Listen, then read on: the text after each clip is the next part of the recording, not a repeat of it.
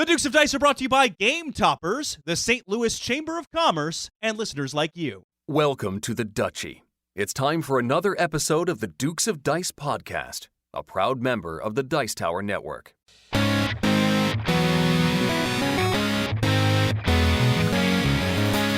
Coming to you from the Duchy of the Duke City, Albuquerque, New Mexico, and the Gateway City, St. Louis, Missouri, it's the Dukes of Dice, a podcast about board card and probably not role-playing games.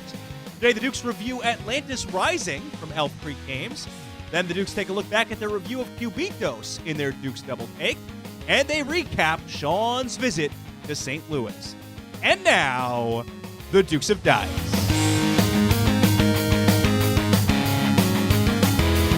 Hey everybody, welcome back to the podcast. This is Sean. And No time, Alex. no time, Alex. No time. We got no time for you to introduce yourself. Sean, this is a flashback. Because I used to all the time for my TV news days, like as the podcast I felt was going long, I would like tap on my wrist in the early days of the show and be like, this is going on too long, dude. I don't know. Yeah, that was like 45 minutes in usually. Yeah. Well, so yeah, we're under a time constraint because we're recording. Typically Thursdays have been off limits of late, but I've got to go run and play some ice hockey. So yeah, hour and 47 minutes from the time we're starting. So, Okay. All right. Too much explanation. Let's get this done quick. I'm Sean. You're Alex. Good we did it. This is episode 272, which we're calling Rolling in the Deep, thanks to Blaine Miley, although this is a travesty that there's Ben Folds discussion and it's an Adele song. But we've got the rolling dice from Cubitos. We've got the Deep from Atlantis Rising. So Blaine, excellent job. I'm very sorry to the other people who suggested Ben Folds titles, but we might talk about that later. We get help naming all of our episodes. No time, Alex, no time. From our Board Game Geek Guild number 2008. We've got runners-up, which we'll tell you about the end of the episode. We did stuff in St. Louis. It was fun. Let's go to the review. Wait, what? No, come on.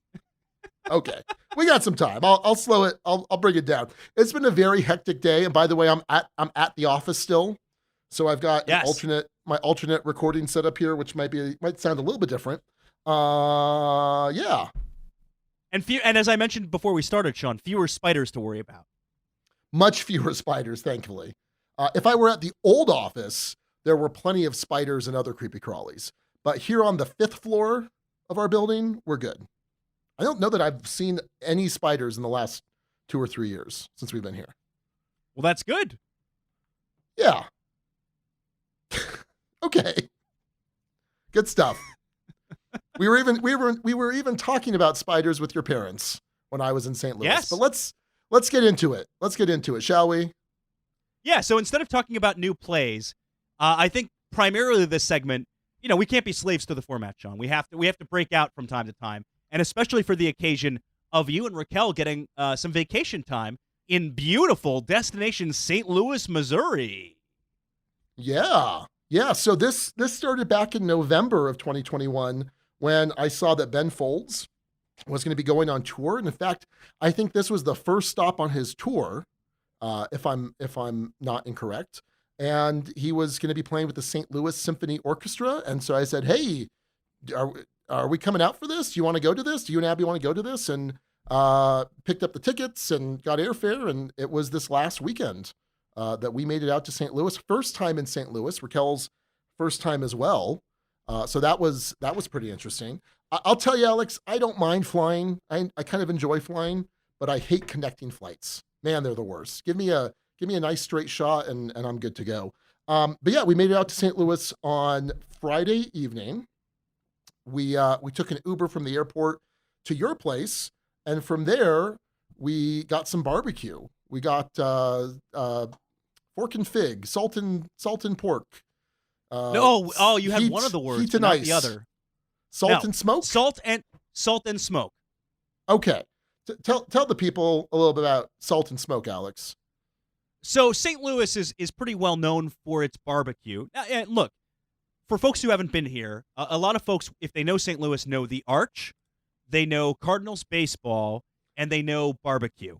And maybe Italian food, and maybe St. Louis style pizza. Maybe. So, Sean, it was on your to-do list to get some excellent barbecue while you were out this way. And I didn't want to disappoint. Salt and Smoke is a local chain. There are many barbecue places in St. Louis that have excellent sides and just okay meat. There are others that have excellent meat and just okay sides. Salt and Smoke has excellent sides and excellent meat. When you dine with them, you also get a popover with your barbecue plate. So yeah, we brought home some Salt and Smoke and enjoyed it there. And Sean, you had to admit defeat on this barbecue. I did. So I got the St. Louis style ribs, which I'm not typically a fan of St. Louis style ribs, but I've never had St. Louis style ribs in St. Louis. I've only had them elsewhere, so I figured, hey, I should probably try St. Louis style ribs here in St. Louis. Also, I got the brisket, which is one of my favorites. Raquel, that's Raquel. All right. Raquel, she got pulled pork and also brisket. Very delicious. Very, very great flavor. Tremendous bark on the brisket. The St. Louis ribs were really good, but I'll say I still don't think I necessarily like the style of ribs. So that's fine, but it was still quite good. I mean, I think I would get them again were I to go out to St. Louis. So, yeah, and then the sides were excellent. Some great mac and cheese. Raquel got potato salad, which I wasn't crazy about, but the winner of the night, probably the best thing there, and this is saying quite a bit, is the French fries. And normally, you were obsessed. Normally, like if you go to a good restaurant with good food and you say like the French fries were the best part, that would be weird. But these were beef fat fried French fries.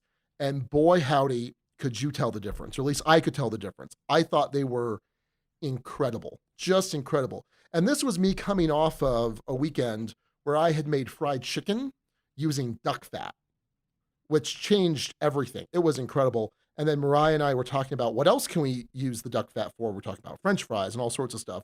But the beef fat fries, they were incredible. I mean, you could totally tell a difference between this and just, a standard fry cooked in canola oil or whatever. I was blown away by these. They were incredible. So you were already pretty full at this point. We had a little bit of conversation after that. But then before calling it a night, I took you and Raquel over to Ted Drew's frozen custard. So frozen custard's a big thing in St. Louis. It's allegedly better in other places like Milwaukee. I'm sure it is. I'm sure it's actually quite good there, but it's an excellent Midwest treat. And there is some frozen custard in New Mexico. It's Freddy's, which is a decent chain, but it's not that same level. It's not the same level of custard delight. And so Ted Drew's is on the section of Route 66 that's in St. Louis.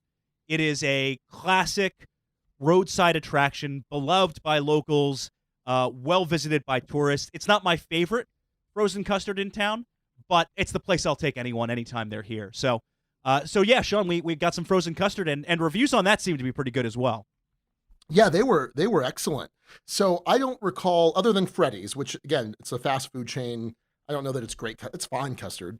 I don't recall having custard, like real custard in the past, although apparently when I was like 4, we had it quite a bit when I was living in Columbus, Ohio. So I don't know. But yeah, it was quite good.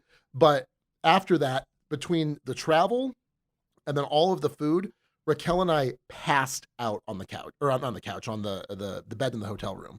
Like we didn't unpack, we didn't put PJs on. We crashed. We were exhausted and we were just so full. And the plan the next morning, sounds like you want to jump in there? I was just gonna mention, your room was maybe not as expected. Well, so we stayed at a chain hotel that was on the river. I had thought it was going to be with a arch view, but it was just a river view. So yeah, there was no arch there, but it's fine. It was a nice river view. I posted some pictures, I think, on Twitter or Facebook somewhere. But it was fine. I mean, it was a nice room, downtown, right on the river. Very cool. We woke up the next morning. We were going to make it sort of a sightseeing morning at least, but we were kind of exhausted. So we kind of took an easy morning. We went to the pool. Another mistake. I swore there was a hot tub. There was no hot tub. But the pool was nice. So we hung out in the pool for a while and then eventually met up with you that afternoon. Yeah, I picked you up after you guys took a stop over Was that the Arch, or was that the No, next day? that was the next day. Yeah, that was the next day. Yeah, I just picked you up from the hotel, and we went out to Miniature Market, which is kind of on the opposite area from downtown. So downtown's along the river. Miniature Market, at least the location I took you to, is out kind of on the edge of the 270 belt, just outside of it on Manchester. And you got a chance to visit somewhere that you've purchased a lot of games from. Yeah, absolutely. So it was pretty cool. Nice big store. Not something that we have here in Albuquerque necessarily. I mean, we got plenty of game stores, but this was quite large playing area, and yeah, it was cool to be there. I mean, we've purchased tons of stuff from them over the years online. Didn't do anything super crazy. Picked up an insert. They had a ding and dent insert that was pretty inexpensive. Picked up that. Picked up an exit game that I wound up playing with Chewy the other night, and I put pictures of that up on Twitter. She killed it, Alex. So she has wanted to do an escape room because she watches these stupid YouTube channels where they do these like fake escape rooms. So she wants to do an escape room. And I said, well, let's try these first. So Raquel wound up dropping her off at the office where there were no distractions. We were in our conference room and she and I had a blast. She did so good. This was the exit game from Cosmos. This was the haunted roller coaster, I think. And I got to tell you, there were connections that she made well before me, or things that I wouldn't have even thought of. There was one thing with like a certain direction of body parts, which she suggested it at first. I was like, okay, kid, whatever. Not that mean, but I was thinking that, and she was totally right. So she did great. But yeah, pick that up. And then what else did I pick up? I picked up a Pokemon deck box for her. And then a pack of Magic cards. So nothing wild, but it was cool to get out there, cool to see it. And you say that's not a place, like it's not super close for you, so you don't game there on a regular basis. No, but it was packed. I mean, their gaming tables were taken up by folks playing mostly miniatures games, and I think you would have been in heaven. I mean, if you lived anywhere close to here, you would be there all the time. Yeah. I think there was, I don't know if it was an X-Wing like open play day or an X-Wing tournament or something, but yeah, it was pretty cool. So following that, we went and I finally, after all of these years, met your parents. That's right. You met my parents and you met my daughter. You'd kind of met my daughter, Ruby, the night before when she was sleeping and I gave you a house tour. But you met a mostly asleep, but still technically awake Ruby the following day. So yeah, you get to meet my folks who you heard a little bit of podcast feedback. Or at least evidence that it had been listened to. And that was cool because, my folks were excited to meet you because they've known of your existence for many years. I've talked about you plenty. And now they got to see you face to face. So yeah, no, they were excited for that and glad we could make that happen. Yeah, no, super cool. And yeah, I got to hold Ruby, play with Ruby a little bit. But like you said, she was pretty tired. She went down for a nap pretty quick. Raquel was very upset because she did not join us. She needed to get ready. So she was pretty annoyed that I got to see Ruby awake and she didn't, but adorable. You're going to have tons more fun with her, Alex. I hope so. She's well, let's see. She's starting to roll. Yeah, she's starting to roll more. Yeah. Anyway. No, so that was awesome. And then it was time to go snag, Raquel from downtown. And we had planned this out well, Sean. We had discussed, we're going to tell Raquel an earlier time, knowing that we actually needed her ready by, and she was actually ready exactly to the minute, to the time we needed her to be ready, not the time we told her we needed her ready by. Right. Yeah. Well, in fact, we pulled up to the hotel. She was supposed to be waiting for us in the lobby. She wasn't there. And I was like, oh no, this is going to be bad. By the way, this is Raquel. You hear stories about people being late. This goes well beyond that. And she knows this, but she's gotten a lot better. So I go up. By the way, I don't have my phone at this point. I had forgotten my phone in the hotel room. So I go up to our hotel room. It's on the top floor, 17th floor. And there she is, right as I get off the elevator. She's waiting. I'm like, oh, great. She's all ready. This is fantastic. But I'm like, well, let's go back to the room real quick so I could shotgun a beer. By the way, a super heavy 10.5% KBS. So anyway, we do that. Then we picked up Abby. Yeah, you all came to the car. jumped in. We drove over to pick up Abby. A few minutes later, we were on our way over to Vicia for an epic 2-hour dining experience. So I'll give a little bit of background on Vicia. Vicia is a farm-to-table place. It's located in what you would call Midtown. It's pretty close to the IKEA, sort of an industrial section of St. Louis in between the Central West End and downtown. And this is a well-regarded restaurant. It's often hard to find reservations. In fact, in order to make our show timing work, we were there at 5 o'clock. And it wasn't crowded when we got there. It was pretty crowded when we left. This is, as mentioned, a farm-to-table experience. They have kind of pre-selected courses. You tell them dietary restrictions, and then they just kind of bring you stuff. And then we all shared it. So Sean, at the beginning of this meal, because we didn't have dietary restrictions, they gave us the option of, do you want to do the extended menu experience? And you were all in on that, and rightfully so. This was, they brought us 18 total courses by my count, if you include the kind of basic salad and bread. At the very worst, 16 courses. That would be 10 starters, 6 entrees, and 2 desserts.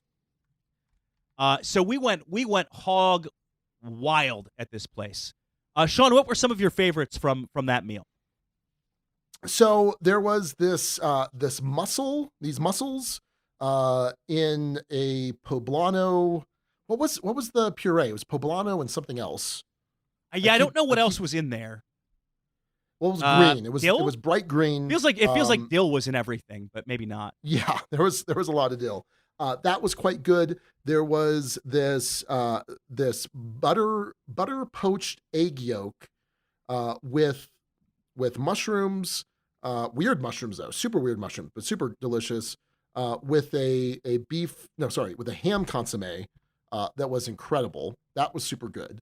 I think the weakest thing of all of these were the meats, which is really not what they're known for. They're more known for their veggies. Almost to the point where if I were to go back, I would say let's just do a vegetarian. Because I'll be honest, the beef that we got, I think it was supposed to be New York strip. It was fine. It was okay. I make a much better New York strip. The chicken was good. It was a chicken breast, but it was kind of, it was fine. But all of the veggies, everything else was fantastic. You got to try sunchokes. Yeah, I've never heard of a sunchoke before then. It was like miso sunchoke, and there was something else with that. It was a bunch of stuff going on. That was really good. Yeah, it was super good. Lots of different things. Lots of interesting combinations. Everything was served, plated beautifully, and it was a great experience. Drinks were good. I had a couple old fashions, and then there was an after dinner coffee martini that was delicious. You had one of those. I had one of those. Twisted. Yeah, that one was great. And the dessert between the two, there was a rice pudding and some kind of a sorbet, orange sorbet. Weren't they both sorbets? Yeah, I know. I'm talking about the first one. Oh, the rice pudding one. Yeah. Rice pudding with sorbet and some freeze-dried mandarin sections. And anyway, the desserts were really good too. So. Yeah, quite good. So, but yeah, we got out of there and we were cutting it a little bit close to get to what's it called? The Symphony Hall? Powell Symphony Hall. Powell Symphony Hall. So what's interesting is before the show, a couple days before the show, they sent me an email that said masks are required for this show. That's fine. I made sure to tell you and Abby. Raquel and I had our masks. And then as we got there, there were signs outside that said, oh, by the way, you need to either show proof of vaccination status or you need to have a negative COVID test. And I was like, wait, what? Because I double checked. That was not in the email. Had that been in the email, great. So Raquel and I are scrambling. Like we've got him somewhere, and it took us a while to find him. We were finally able to find him on our phones. And then as we're walking in, you who had your vax status on your phone ready to go, lost it somehow. So I had taken a picture of this for when I was in Seattle, because I had just come back from Seattle before all of this and went to a Kraken game, and I thought they might need a vaccination requirement. They didn't. It was fine. but I took a picture of it that was sideways, so it looked like a receipt. So visually, I just kept scanning right past it and scanning right past it and scanning right past it. Ah, It was on there. It was on there for sure, and I found it afterwards. But what we found was they weren't checking this all that closely. They definitely were checking, but like, does the picture on your phone vaguely resemble a vaccination card was the test here. Not, does your name match up with the photo ID that you're Right. providing kind of thing. So Abby sent me her Vax card image. I showed that to him and for like 2 seconds, and he was like, yep, all good. Let me on in. so it's kind of the thing where, like, if you walk into a place holding a ladder, no one will stop you. They'll just let you in because they think you're supposed to be there. And at one point, Raquel walked up to you and she's showing the guy. She's like, "Oh, here it is," and it was just like nothing because he didn't really.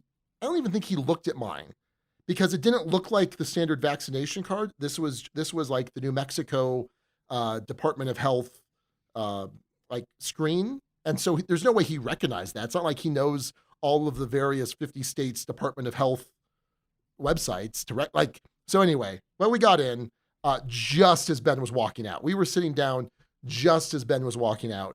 So real quick, if you don't know, Ben Folds is my absolute favorite artist. I've been following him since I was in high school. When his second album came out, Ben Folds 5, which was also not titled Ben Folds 5. That was the first album. Whatever and Ever Amen was the second album. That's when I started following the group and started following him, and I followed his career throughout the rest of my life. This was my 5th show of his that I've seen. I've been able to meet him. I've requested songs from him. I love this guy. And he puts on a fantastic show. He played a total of 15 songs, and I had tried to predict 12 of the songs that he would play, and my final count was 5 out of 12. And it was looking really bad at first. I think I whiffed it on the first 6. Before intermission, did I get any right before intermission? You had one. I think you had one before intermission. Okay. Yeah, he made some interesting choices. There were songs I'm like, there's no way he's going to play this with a symphony, and he did. But I think it was a fantastic set. Powell Hall is beautiful, like gorgeous symphony hall. And it was a good crowd. I mean, it seemed to be a lot of Ben fans there because there are times when he wanted you to fill in for, there's a duet that he has, You Don't Know Me with Regina Spektor, and so he had the audience fill in. Even the first song, I forget what the first song was. I have it listed somewhere, but no, it was a lot of fun, a lot of audience participation. He likes to put on these weird shows. He basically made up a song on the spot with the symphony. He called out for just weird word suggestions. What was it he used? What was the strawberry lemonade? We don't know what it means. Yeah. And so he's like, okay, send me a phrase, and someone shouts it out. He's like, okay, strawberry lemonade. And he starts playing the piano, singing the song, kind of coming up with something on the spot. And then he's yelling out to the different sections of the symphony, okay, the basses, can you do something like this? And then he uses musical terms that I don't know what they mean. And the bass starts doing something. He's like, okay, then a couple beats later, I need you to do, violas do this and come in every 8 rhythms, beats, whatever. And then doing that with everyone, right? And then all of a sudden he puts this crazy song together. That's, it's not the greatest song that's ever existed, but it was a lot of fun, and it's kind of cool to see that process. It's almost like watching Get Back, watching the Beatles and Get Back on. Have you seen Get Back? No, on Apple Plus. Is it Apple Plus or is it Disney Plus? It's on Disney Plus, I think. It's on Disney Plus. Yeah, where they're just jamming, and all of a sudden they create Get Back, and they create what's the rooftop song? Don't Let Me Down. No, do you not know the Beatles? I know the Beatles. I know the song "Get Back to Where You Once Belong." I know that song. I know other songs. I don't know their music video catalog. Well, these aren't. Well, okay. Regardless, the rooftop "Don't Let Me Down" video. The Simpsons did a spoof on it with their barbershop quartet. I don't watch The Simpsons. Like, Well, okay. This is, by the way, this is like season 2 of The Simpsons, but whatever. You were a zygote. I know that. That's fine. I mean, basically, yeah. So, it was a good show, Sean. I'm not the same kind of Ben Folds fan you are. No. Definitely got some songs caught in my head as a result of this, and some Gracie Girl brought tears to my eyes as a relatively new dad, and The Luckiest was great, just holding hands with Abby throughout that whole song, and so, yeah, it was great show, great night, great experience. So, yeah. Afterwards, then we all went out to party and drink. Incorrect. No, you declined that. Raquel and I went back to the room. We had some beers and drinks up there, so that was fun. That was a great night. I think it was a fantastic night, fantastic experience. So that was Saturday night, and then Sunday night we got up early. We packed up everything, took our bags down to the hotel lobby so that they could be stored there, checked there, and then we went to the Arch. Raquel and I went to the Arch. We took a walk there, took pictures. Really cool. I call it the Eiffel Tower effect, where you're like, oh yeah, that's pretty big. That looks big enough. And then when you like get beneath it, you're like, oh wow, yeah, that's monstrous. So that was super cool. And then from there, we met up with you. You picked us up. What was the name of the plaza that you picked us up at? So it's Keener Plaza, and the cherry blossoms are in full bloom here in St. Louis. So it looked really cool. But yeah, it's a plaza in downtown that looks out across at the courthouse and the Arch itself. Yeah. And so that was super cool. And then from there, we went to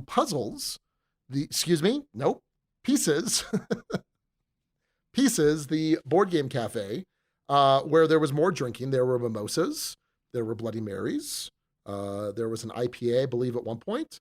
And we were going to play the review game, Alex. We were going to play Atlantis Rising. However, they didn't have it in the library. And you had a copy, but didn't think to bring it.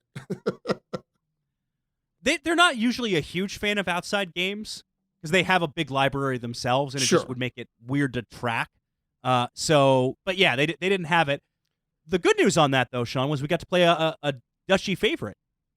Yeah, Boxcars Award winner Elysium by Matthew Dunstan and Brett J. Gilbert. Yes. And that game holds up. I have played it a lot since we reviewed it, since it's been a Boxcars winner. Mostly I play it 2 players with Raquel, and we're both like, yeah, we love this game, but it's just not great at 2 players. So it was good to play it 3 players. I like it at 3, like it at 4. You won. I think you had like 73 to my 65 and Raquel's 55. But good game. Great game. Not good game. Great game. So it was good to play that. Ate some good food. They had breakfast fried rice with eggs and sausage. That was delicious. Raquel and I split that, and then we split biscuits and gravy. No, biscuits and gravy sandwich. Ooh, that was really good. And you got a burrito, which is always dangerous. It was a diagonal cut burrito. You gotta be careful with that, Alex. That's hubris.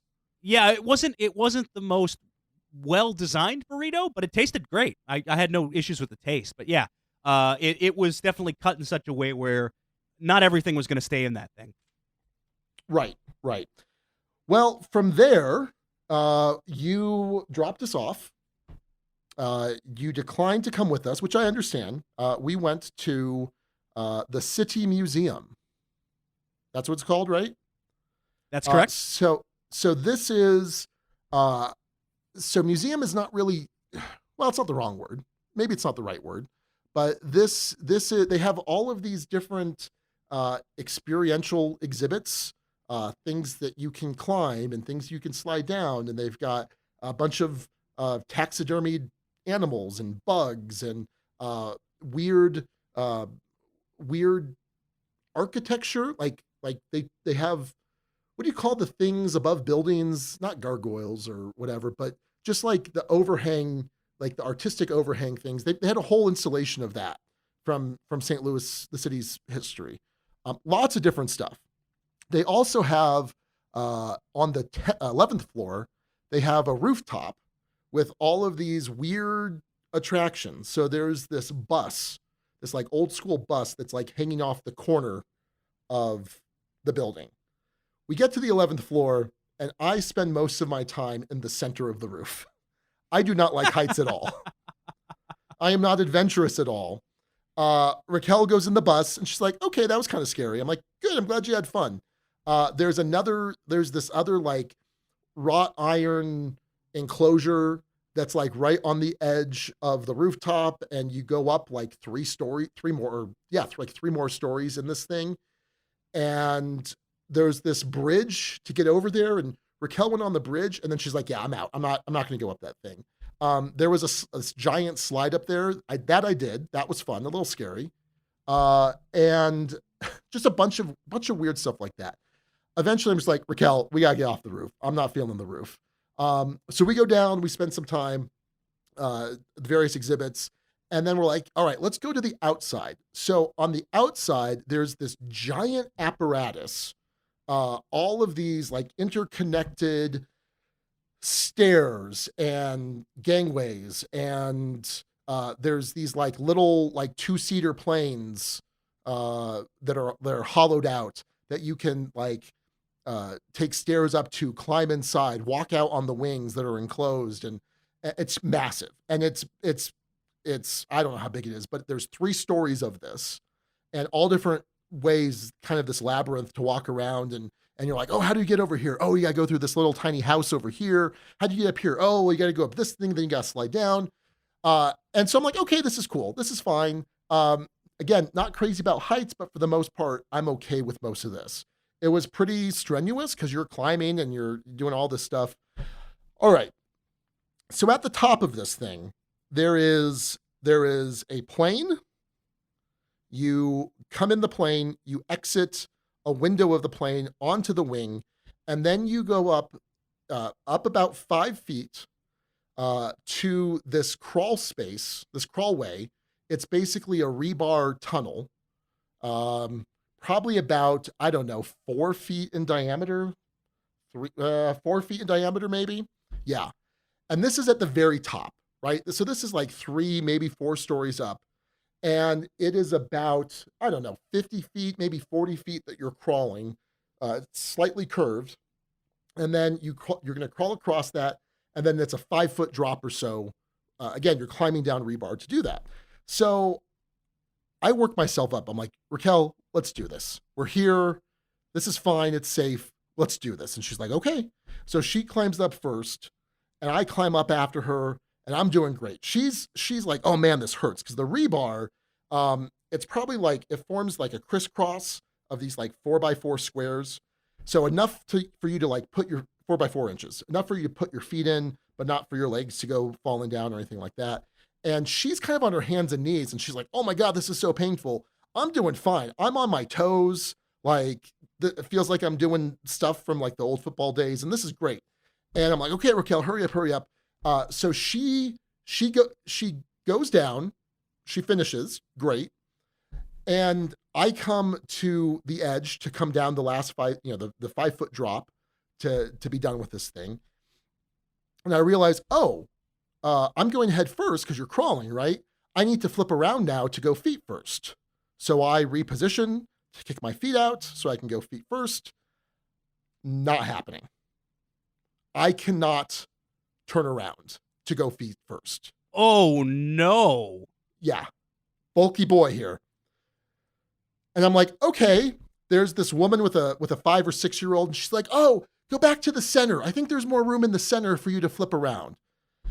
I'm like, okay. At this point, I can no longer be on my toes.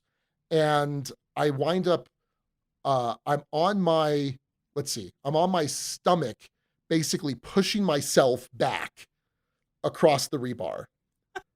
Oh no.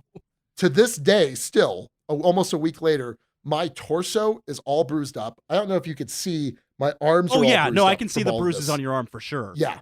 Okay, so I go back to the center. It's not wider. I still can't flip around. I start shouting, this is my nightmare. This is my nightmare. And then the same woman's no. Oh, okay, come back to the opening. I think the opening has more room. And so I crawl back to the opening. Nope, not enough room. Her daughter starts crying because her daughter's like already scared. just for herself because she doesn't want to do anything. And then like she sees me freaking out. And I'm continuing to say, this is my nightmare. This is my nightmare. I'm having the onset of a panic attack. Okay. So we have here in New Mexico, we have the longest tramway in the world. That goes from from the base of the mountain up the Sandias. And I've had a full blown panic attack riding that thing. The enclosed space, the heights. And here I am doing everything I can not to look through the rebar. I'm concentrating on the metal, concentrating on the rebar because I can't look at the heights. If I were looking at how high up I was, there's no way. But the enclosed space, the inability to turn around, I'm flipping out. And so I tell Raquel, I'm like, all right, I'm coming out head first. This is happening. I have to get out of here. I have to get out of here. So I crawled down. Again, it's about a 5-foot drop. There's rebar that you're supposed to climb. And I'm like, okay, if I can just like control my descent, grab the rebar upside down, I'll come out on my back. This will be fine. It wasn't fine, Alex. It was not fine at all. I start the descent. I grab the rebar. I slow my descent slightly, but not enough. I come down on my head and then my right hand, my good hand, hard. One of my shoe comes off. The woman's like, oh, here's your shoe as I'm laying on my neck. I'm like, thank you for the shoe. Maybe wait a minute for me to get up. And I'm out and I'm like, oh, I'm alive. This is great. But I'm like, let's get out of here. We're done with this part of the museum. Let's go do other stuff.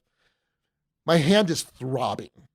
It is throbbing. I am in intense pain. Everything else hurts. I'm like, I'm going to hurt so much tomorrow. But mostly my hand. At one point we go in the gift shop to look for stuff. Raquel's like, oh, what do you think about this? What do you think about this? I'm like, I can't. I'm in too much pain. Keep in mind, this is like 5:00 on Sunday. We still have to get on 2 flights to get back to Phoenix. Albuquerque. So we leave. Here's the worst part. If that's not the worst part, I don't know. But right before we leave, we find the Cave Network. Have you been in the Cave Network? Yeah, it's super cool. Oh my God. So we're like, oh, this is cool. Meanwhile, I think it's this like little rinky-dink cave network. We have the Natural History Museum here in Albuquerque that has this little tiny stupid cave. It's stupid. It's tiny. Rinky-dink. No, this thing is massive and it goes up 10 stories. There's this one part where you can like look up kind of this like cave shaft, 10 stories, and we have to go. We have to leave. And we're like, holy crap, why didn't we start with this? So anyway, we go to the airport. My hand is throbbing. I'm struggling to hold on to bags. I'm just really struggling.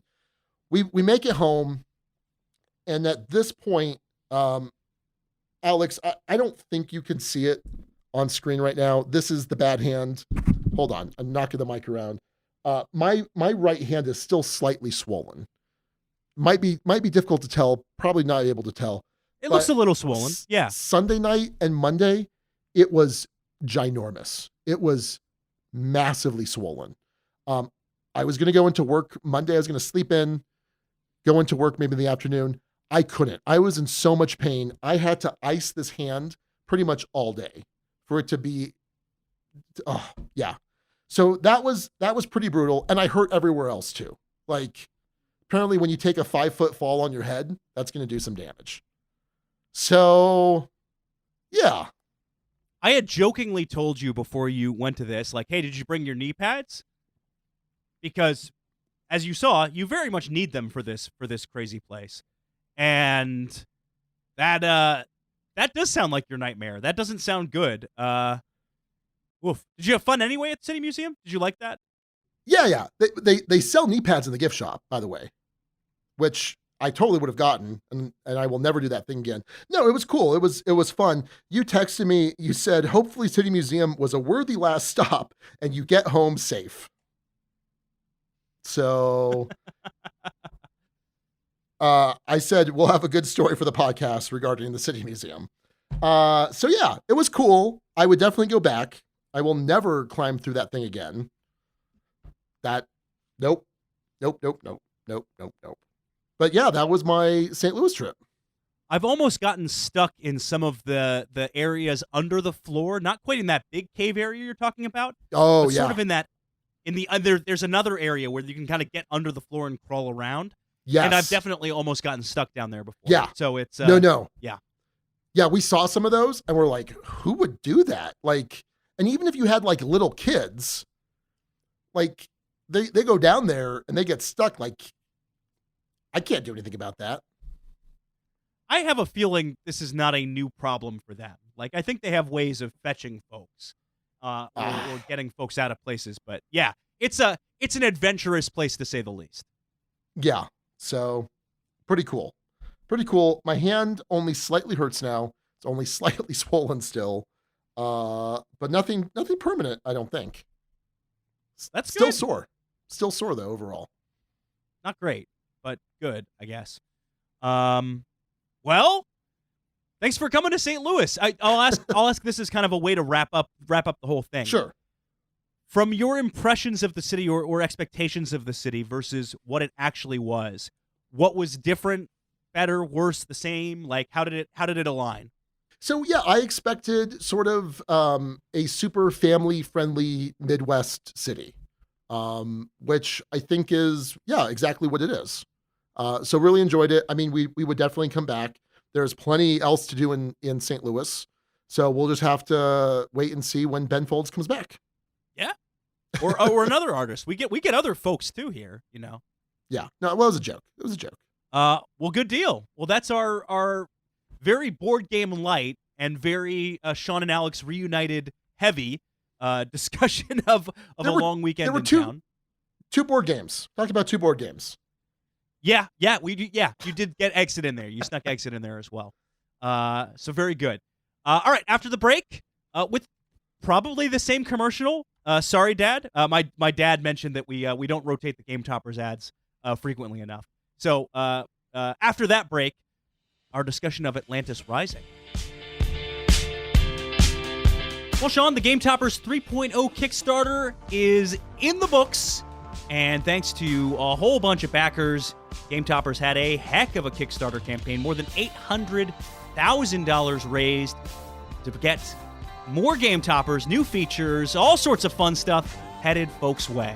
Wait, did you say 800,000? I did say that amount. Yes. Oh my goodness. That's a ton of money. Sean, did you make it in time? Are you part of that group? It's over. It's over? Like over? No, it's done. I'm sorry you missed your window. But the good news, Sean, is that if you keep an eye on the Game Toppers LLC website, the late pledge manager should be open in the near future. Take a look there, and you can still get in on all the fun, get the newest features, get yourself a Watson, or get yourself, I don't know, whatever you want. Awesome game mats, rails, something cool to really take your gaming experience to the next level without getting a fully dedicated gaming table, which is exactly what Game Toppers is all about. Check them out, GameToppersLLC.com, because if it ain't a showstopper, it ain't a Game Topper. As the waters rapidly rise, citizens do their best to scramble what remaining resources they can to advance technology far enough so that they can survive an apocalyptic future under the sea. No, it's not a sad tale about global warming. We're talking about Atlantis Rising. Does this cooperative game work well together to save the world? Or is this a disaster in the making? We'll tell you. All right, Atlantis Rising is, this is actually the second edition, published by Elf Creek Games, designed by Glenn Dickman and Galen Sissel, with art by Vincent Dutray. This is a cooperative worker placement game where you are citizens of Atlantis, basically trying to escape before the island is swallowed up by the ocean, which is partly due to the wrath of the gods, Alex. So this game has a board, which is basically Atlantis. There's a center hub, and then there are kind of 6 spokes that come out from it, which are different regions of Atlantis. Now, the important part here is that each of the spokes is composed of different pieces that you will flip throughout the game to represent whether that portion of the spoke is above the water or whether the waters have submerged it. And there are different regions that will give you different things. There are 3 wild regions that will give you different resources that you'll need to escape from Atlantis, essentially. There's a place where you will get meteoric ore, gold, and crystals, right? Are they called crystals? I think they're called crystals. Something like, I don't know the official Yeah. name, but yeah, something like that. So those are those 3 regions. And then there's also the lava area, which contain the forges, where you're able to turn meteoric ore into Atlantean metal, which is a refined metal. There's also the library spoke, which is where you will get different library cards, some of which are one use only, some of which are artifacts that can stay in play, give you some sort of ongoing abilities. And then finally, there is the dastardly city spoke, which I'll explain why I think it's so dastardly later, which is where you're able to get more people to help you out, basically get more workers for yourself. Okay, so that's sort of the setup. And then every player has their own player board where there's individual powers that you have. You're going to start the game with some number of Atlanteans. You have your followers, and then you have your leader, which kind of represents you. You're also going to start with energy. What's the energy called? I'm blanking on the energy, Alex. Atlantean mystic energy. Atlantean know-how and ingenuity. Right. Okay. Now, what's going to happen in a round is you're going to start by all placing your workers. Now, there's really no turns here. You can kind of just place them as you want. You can say, hey, I see you placed here. Would it be okay with you if I did this instead? And this is why. You can discuss it. If for some reason there is a disagreement, the first player will be able to basically choose what's going to happen. I don't think that should really happen all that often. And then once you do that, you all agree, okay, we've all placed things out. Now we're going to check for misfortunes. All right, so everybody draws a misfortune card, and the misfortune card's going to do one of a couple things. It might say calm seas, so nothing happens. Great. Or it might be a card that references one of the spokes of the island. And if that's the case, then you're going to take the outermost piece of that spoke and you're going to flip it down. Here's the catch, though. If anybody had placed workers there, then they're going to get sent back to their player board. Now, what's interesting here is that generally speaking, the farther out on the edge the space is, the more powerful that space is, but the riskier it is. So now everyone does that.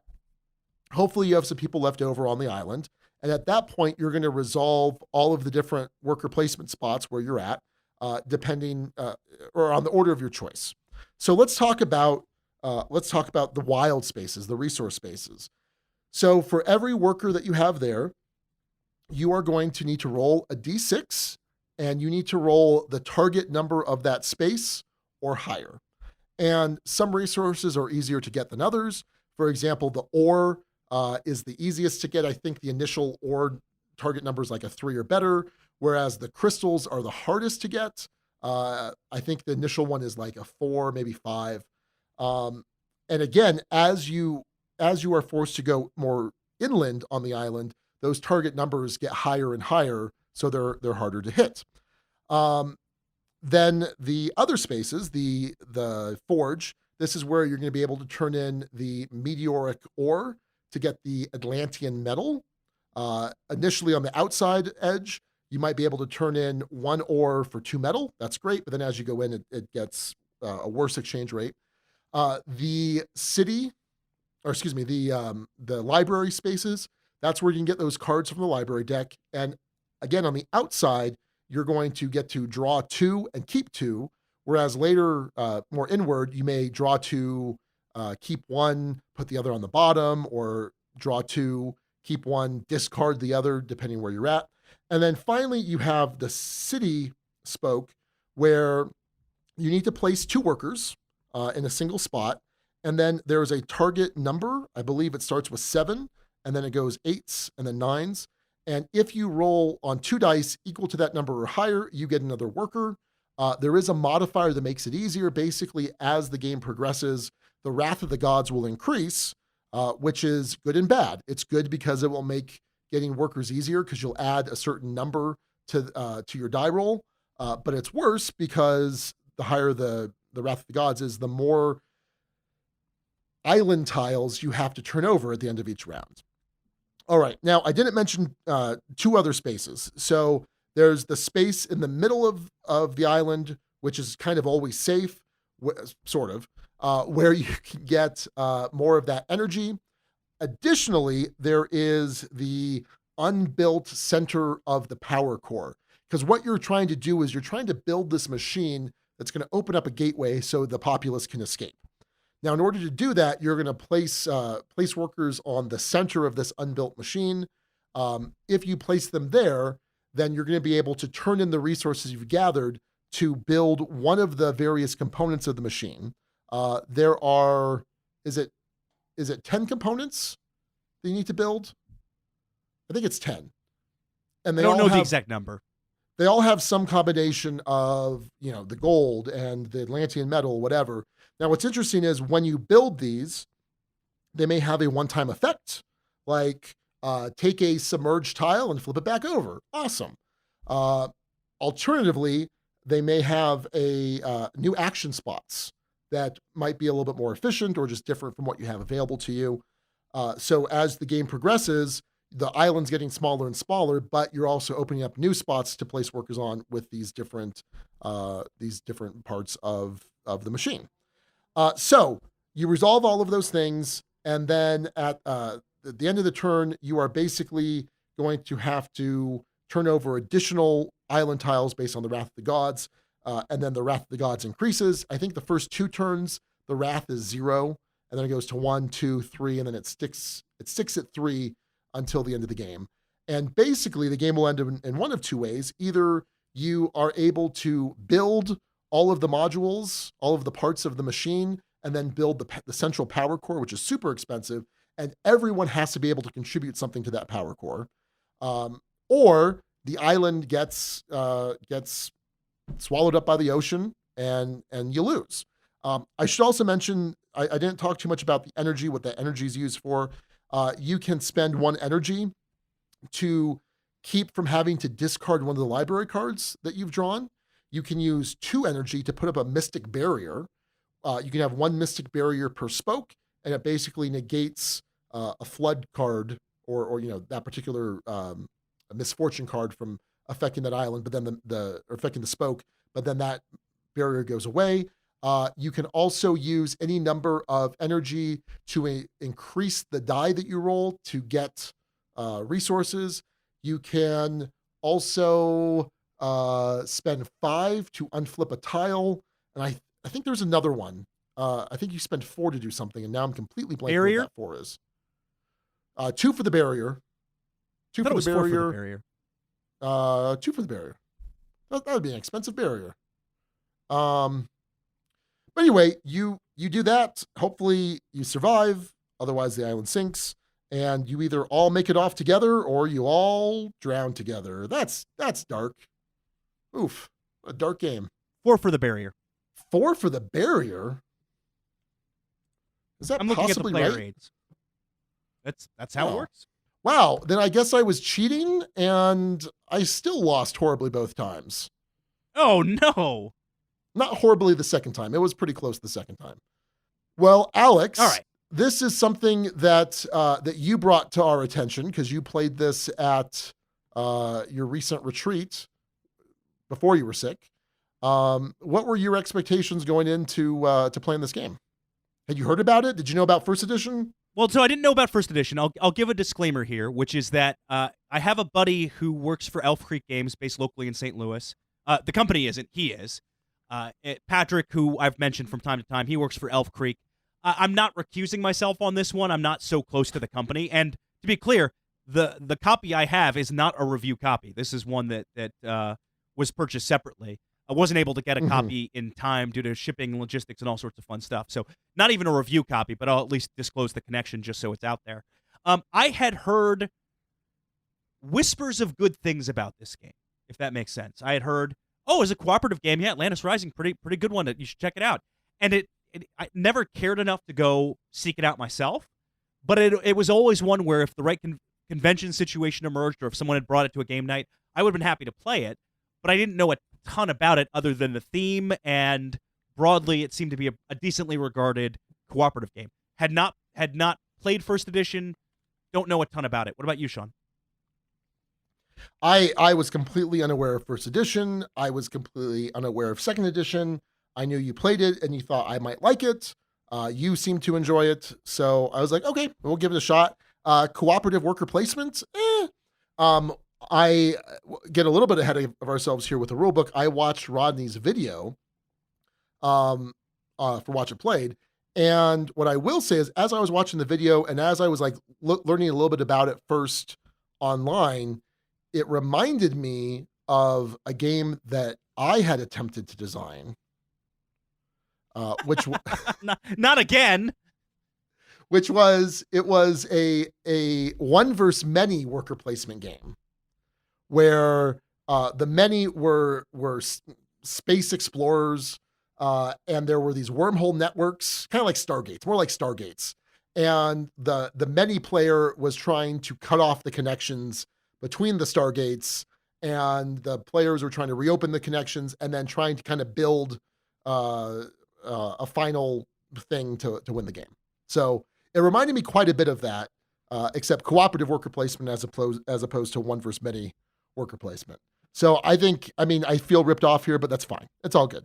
Because this design was from like 8 years ago, but that's fine. Whatever. Interesting timing. They'll hear from my attorney. Okay. Not really. No, come on. No. Why was that so confusing to you? You think I'm actually going to sue Elf Creek Games about a... Come on, Alex. Come on. No, probably not. So rulebook. All right, rulebook, Sean. You learned this one from Rodney. Did you have to reference the rulebook at all? Yeah, I reference it here and there, and especially during setup. In most regards, this is a very straightforward game. Not super complex, although, of course, the difficult decisions. But yeah, I thought it was an easy enough rulebook to reference. I didn't have a major problem referencing it, but I don't think I would have had a difficult time learning from the rulebook either. Yeah. I didn't learn it from the rulebook either. This was taught with some help from the rulebook, a little reference to it the first time I played this. So it is not a particularly complicated rule set, especially when you understand via the player aid the flow of a turn. Okay, we're all going to decide where to go, then bad stuff's going to happen, then we can execute whoever's left, and then more bad stuff happens. Once you get that core flow of things, the rest of it's pretty straightforward. Right. Yeah. No, absolutely. So art and components, I guess I need to be clear here. What version do you have? Because there is apparently there's a normal version, and then you can get like an upgraded resource kit. I initially played this game with deluxe components, with the really nice schmancy stuff, and then also played it with the not so schmancy stuff, the retail edition. So I played both versions of this game. Okay. So yeah, I played with the super schmancy stuff. So can you talk kind of about both? And I mean, I would assume the preference would be for the nicer stuff. I mean, it's always going to be, like, if you have an option, it's always going to be for the nicer stuff. Sure. And the nicer stuff is really a pretty cool upgrade with this. I mean, the crystals themselves are really tactile, and the different resource components are really nice. Is it super necessary? No. But I do think it adds a little bit of flavor and feel and table presence to have the upgraded components. So I would play with the upgraded components if I had the option, but it wasn't a hindrance to have more of the basic stuff. Yeah, I really enjoyed the upgraded components. That's what I played with. I did see pictures of the non-upgraded components, and they were fine. I did look at some comparisons with first edition. First edition, they just had cubes, it looked like. So even the non-upgraded second edition, I think, is much better than first edition. Overall, I think this game had incredible table presence. I mean, incredible. It's a little fiddly to set up all the different spokes of the island, but the idea that you're flipping them over and you can kind of see on the flipped over side, the submerged portions of the island was really cool. Additionally, the different components, the different machine components that you're trying to build, they are these sort of they're circles, little nubs sticking off that then fit into this board that has cut out pieces for them. That was really cool. Again, table presence here is fantastic. Vincent Utrate's art is really good. Everyone has their own player board. There's a portrait of a particular class, that particular profession, whatever you want to call it. There's man on one side, woman on the other side, functionally the same.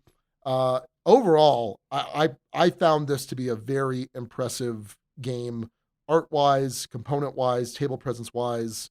I had one issue, minor quibble, but what do you think first? I'm curious if it's the same quibble, because I agree with you broadly. Incredible table presence, really evocative, and you can kind of feel the island sinking in, and you see the little bits flip over, and it's shrinking more and more and more, and you feel the constraint of that as you move closer to your mission and build the device. And no, all of that comes together really beautifully, and with the upgraded components, it's even that little notch higher.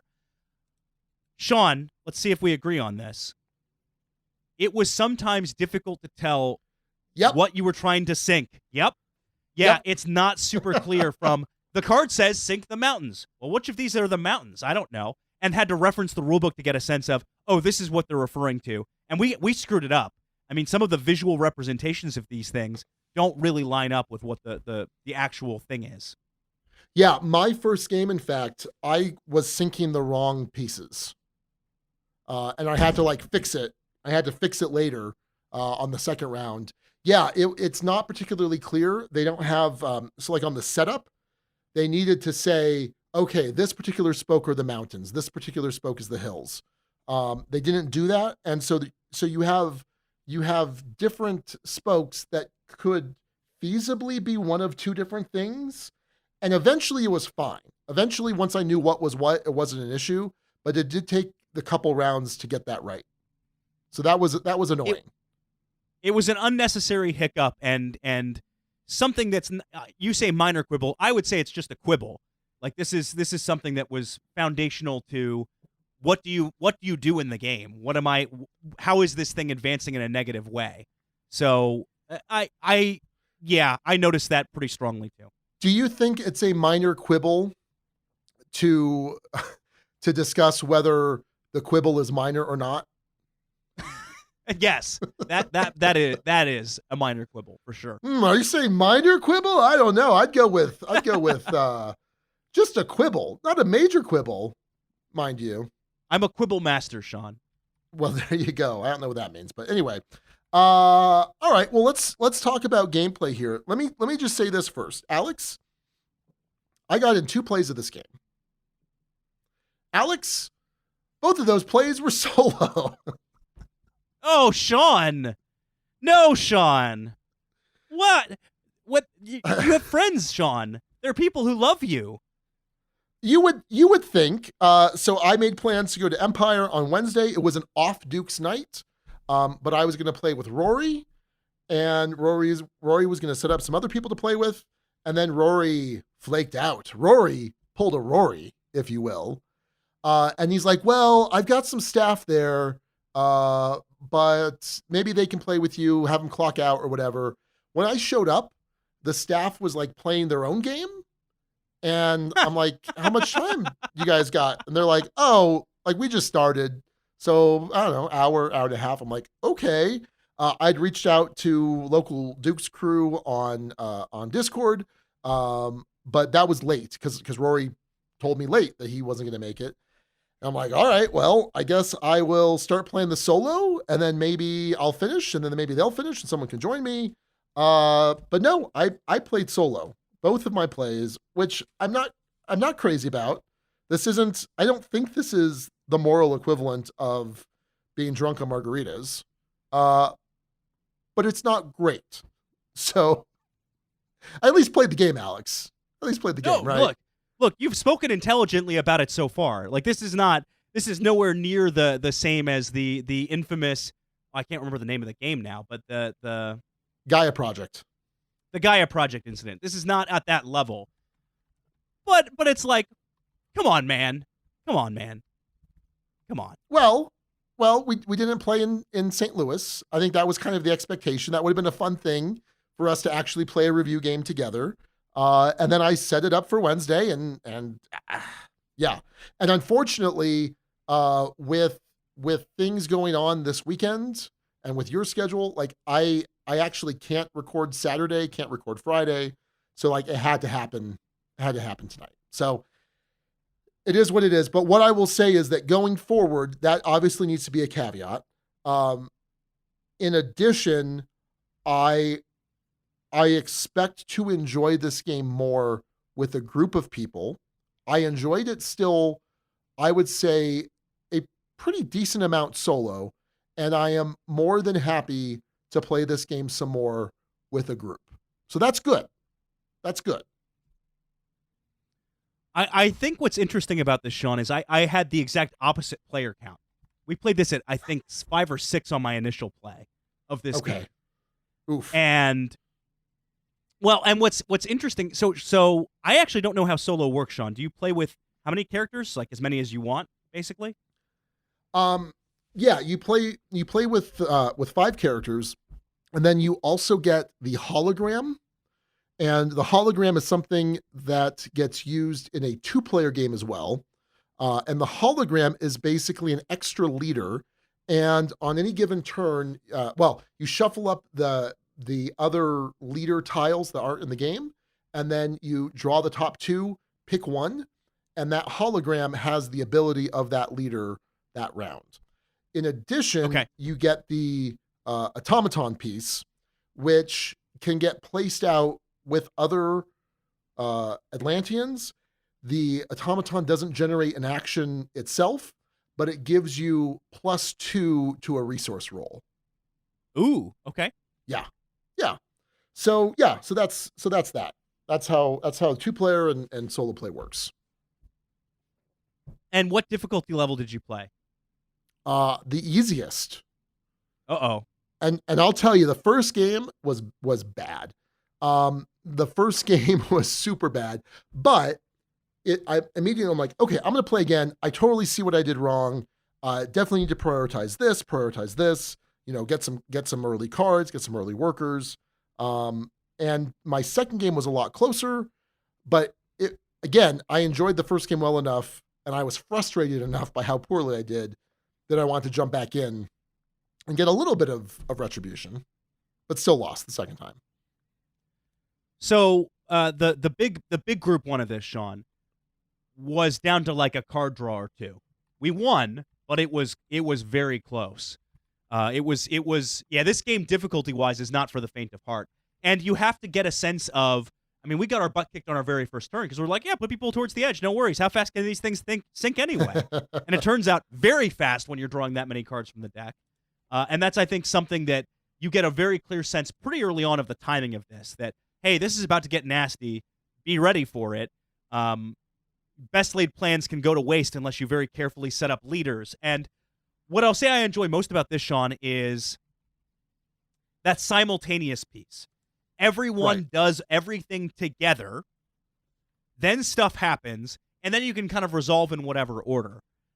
I guess that makes it susceptible in some ways to an alpha gamer problem of someone jumping in and saying, hey, do this, do this, do this. I know the game. You do that, you do that.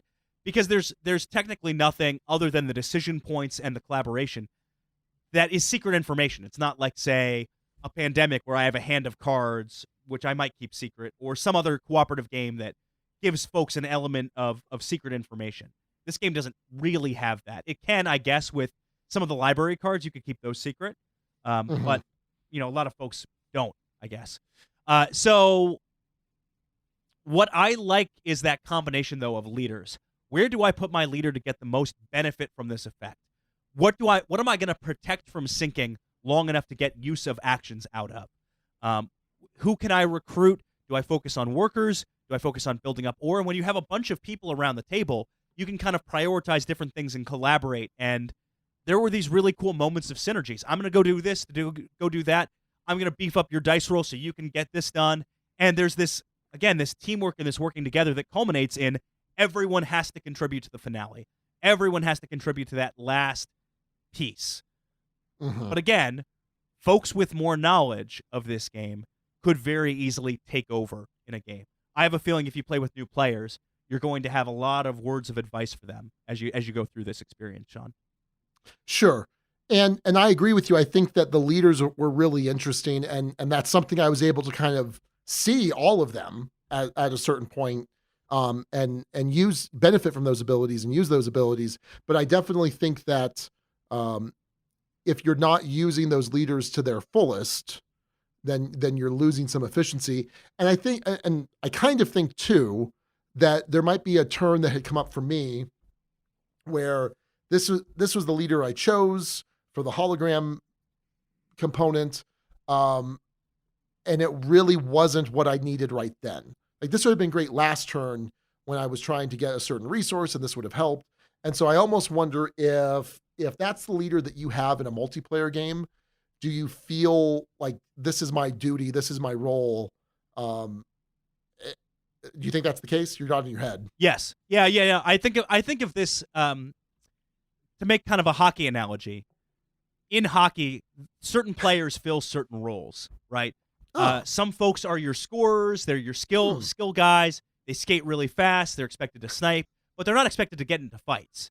If you are a star player and you're getting into a fight, that's not great. There's usually someone else on the team that should be taking on that for you. Or there's some guys who at lower levels might have been highly skilled scorers, but at this higher level, if they want to stay on the team, they have to take on more of that forechecking, energy, grinding kind of role, or find a role as a penalty killer. So go back to this game. Absolutely, folks would settle into roles and say, hey, my job is to protect this island. I don't necessarily need to be the one mining ore. I just need to go wherever the biggest need is. Or, hey, my job is to unlock and enable. We had one of the leaders in the first game that enabled you can get access to an unbuilt tile by putting the a leader artificer. there, basically. Yep. Yeah. And so having that constantly, that also allows you to better plan. I know this ability going to lock with this, and we would plan a turn or two in advance in some cases, just based off of we know this is what we're going to need or this is what we're building towards. And so having that stability of leaders also gives you a sense of what are my options, what are my possibilities, and what role do I fall into in enabling and making stuff happen.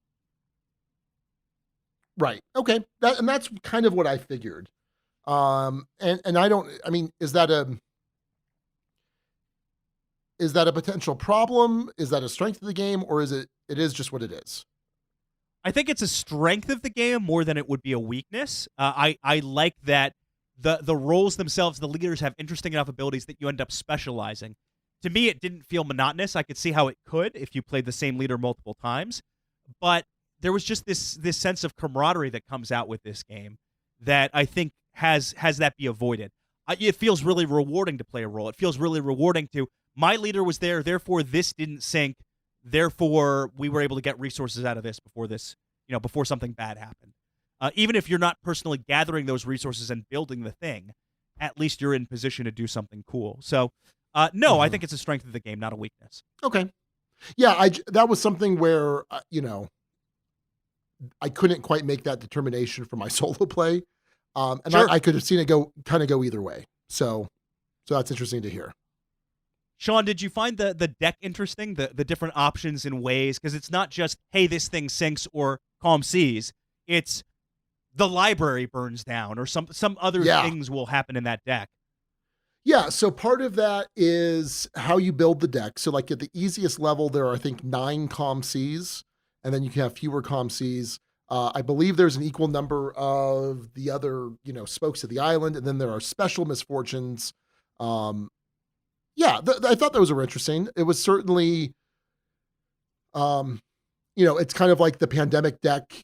What cities are going to pop up, but and there's things that let you kind of mitigate that, control that. There are different library cards and artifacts.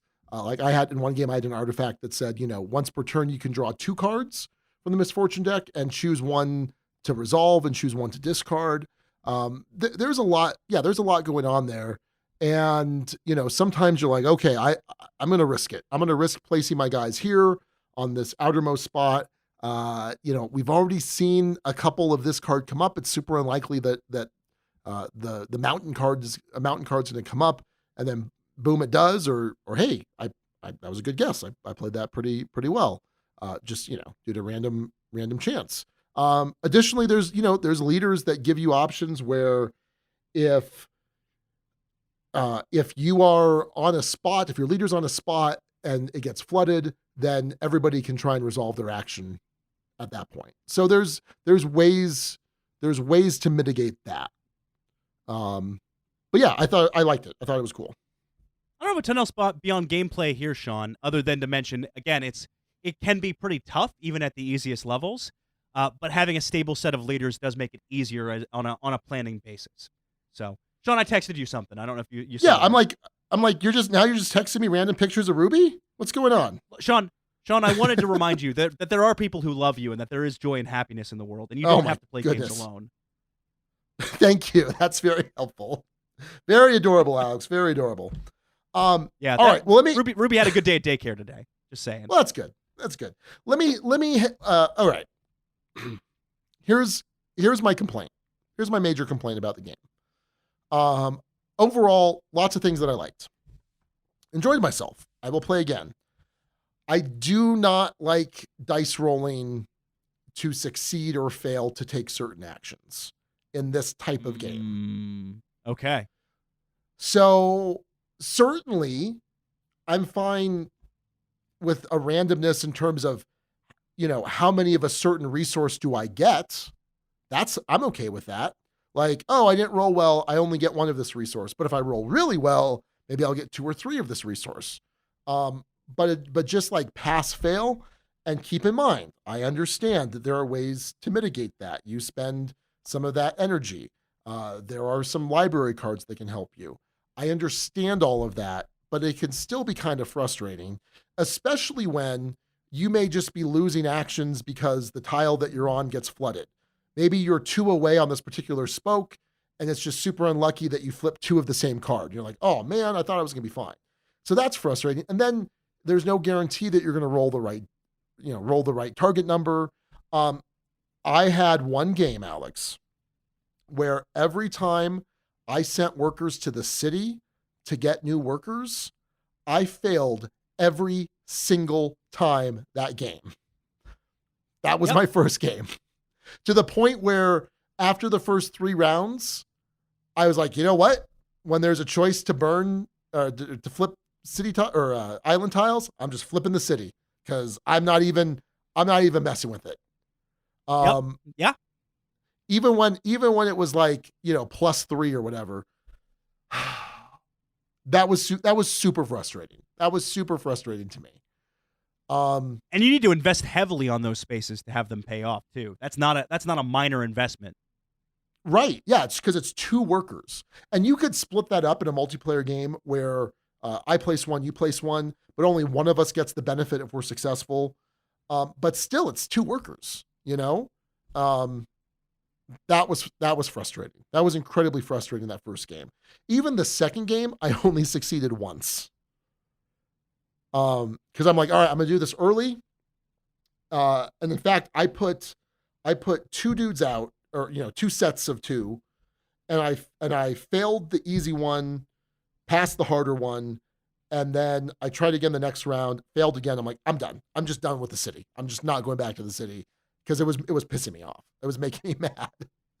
I don't know if I don't know. I don't want to kind of armchair design and say what would be better. I haven't played it enough. I only played it solo, but there were feel bad moments with that. Not enough to make me hate the game, not enough to make me not want to play the game again, but I just wasn't crazy about it. That action in particular was often frustrating. So I actually completely understand that, and frequently doesn't pay off as well as you'd like. I don't mind the dice rolling and the chance in general, because I think this game is very much boom or bust. Is this, and we'll talk about this a little more in theme here momentarily, but is very much this, I got to scramble to build and get what I can, and this is unpredictable, and I might fail, I might succeed. It lends more happiness to the moments when you do succeed, especially in a big group game like that, and when you've enabled someone's success through mitigation or through other factors. But I can see how this would be frustrating. If you are a gamer who dislikes significant amounts of chance in your games, this is a bad recipe because you have the random chance of a deck mixed with the random chance of a dice roll.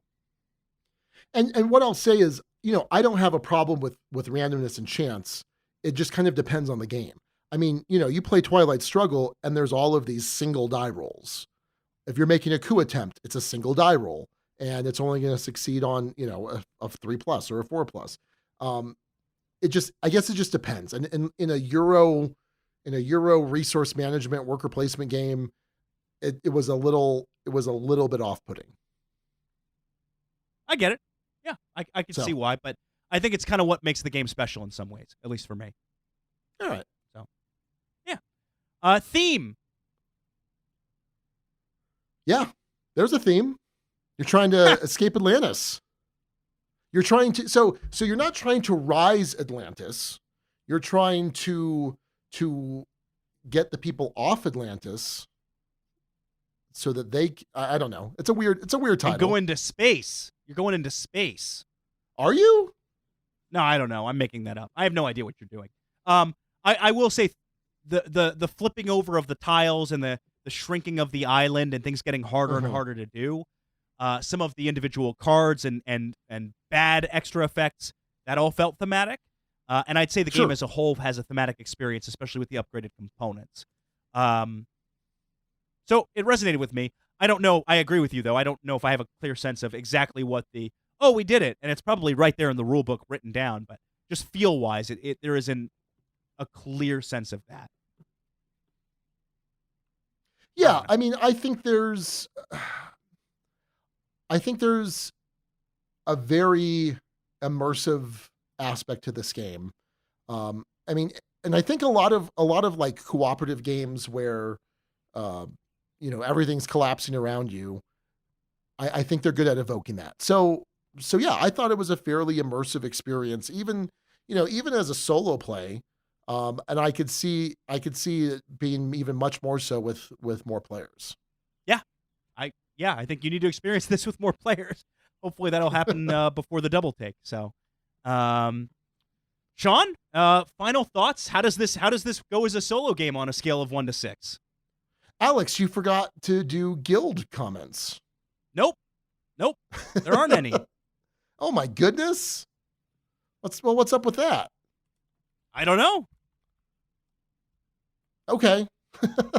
I enjoyed this. I enjoyed my plays of this. The big criticisms here would be a little fiddly to set up, although that was setting up solo, might be better with some more help. And then again, the randomness of, pass or fail to get the resources, to get more Atlanteans, etc. It is what it is. And maybe that feels like less of a feel bad when that's spread out amongst a number of players.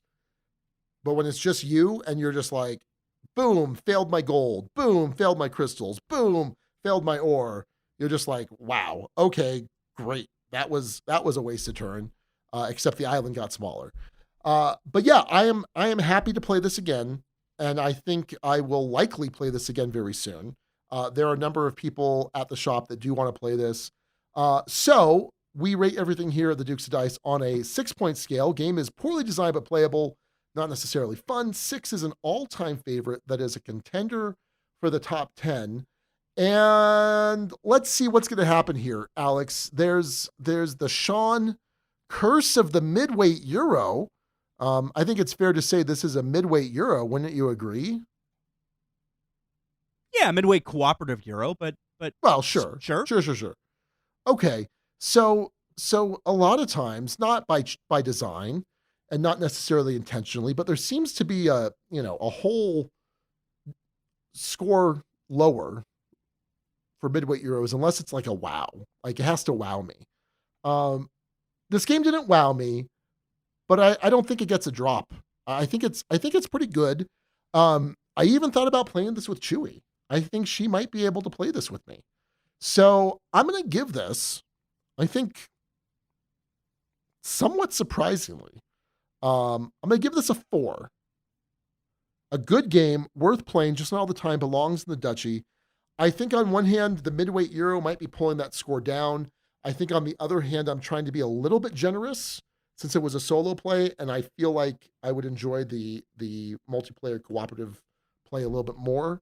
My hope is to get plays of this in soon, and certainly before the double take, and then I can report back whether it stays at a 4 or goes to a 3.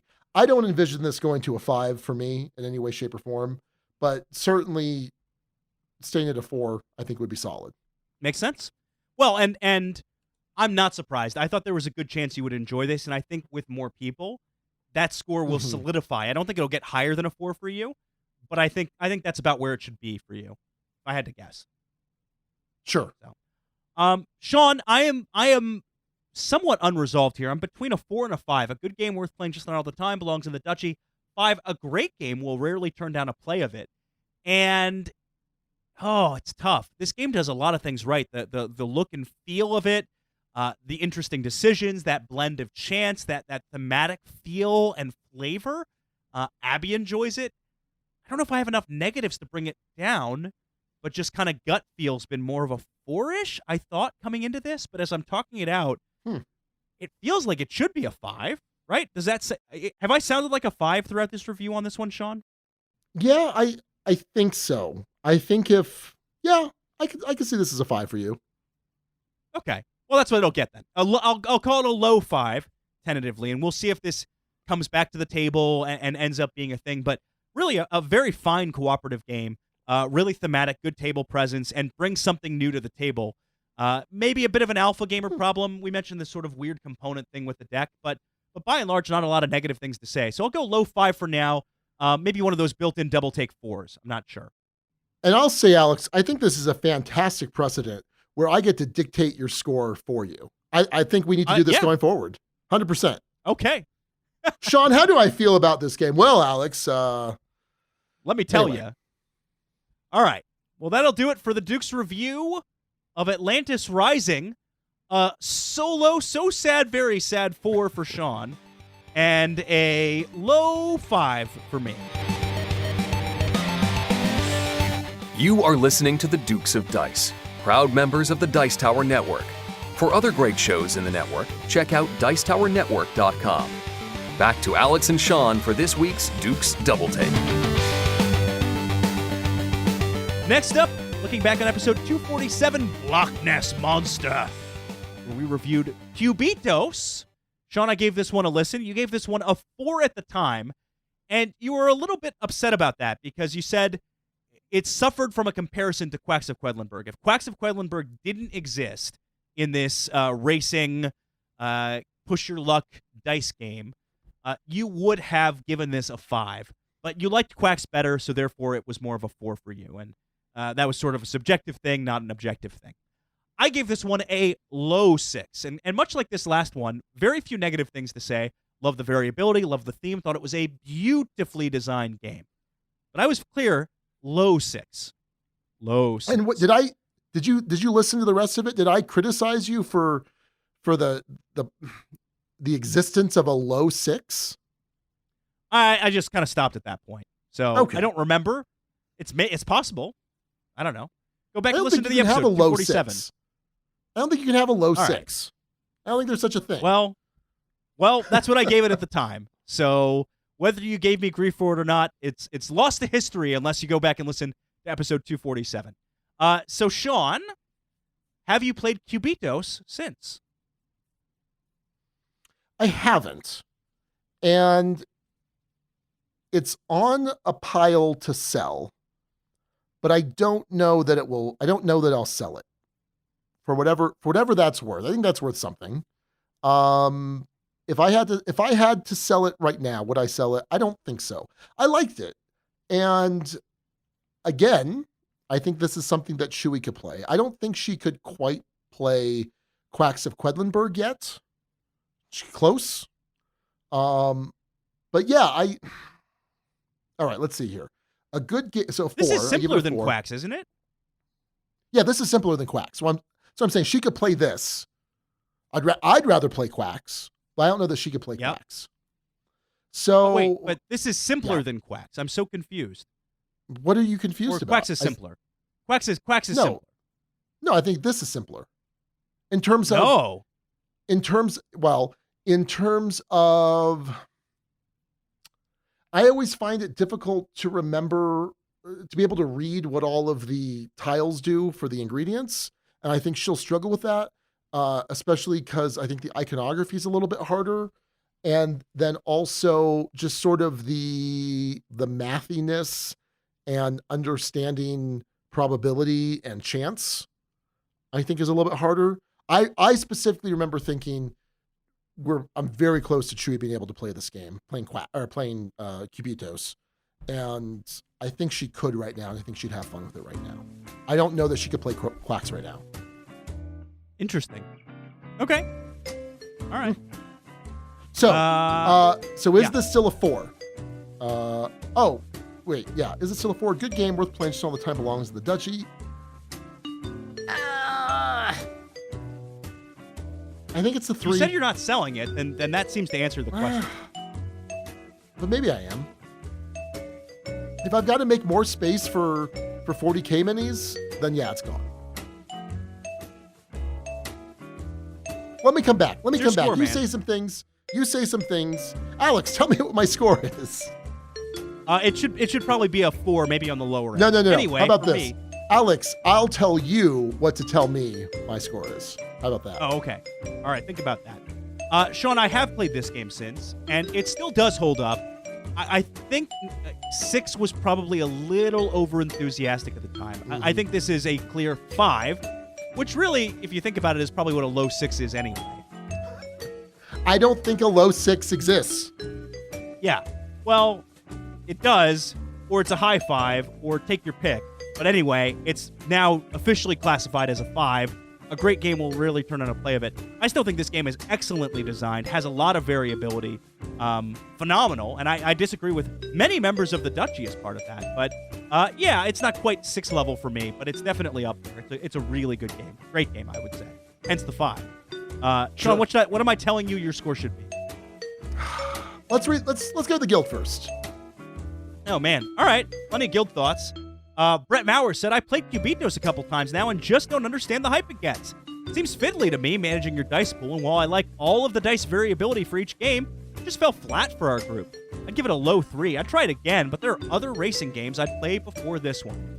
Undeniably fiddly. I don't dispute that. This game has a lot of teeny tiny little dice, and yeah, there's some fiddliness to it. So I think that's not wrong necessarily, but I don't know. Yeah, if it fell flat, it fell flat, but yeah.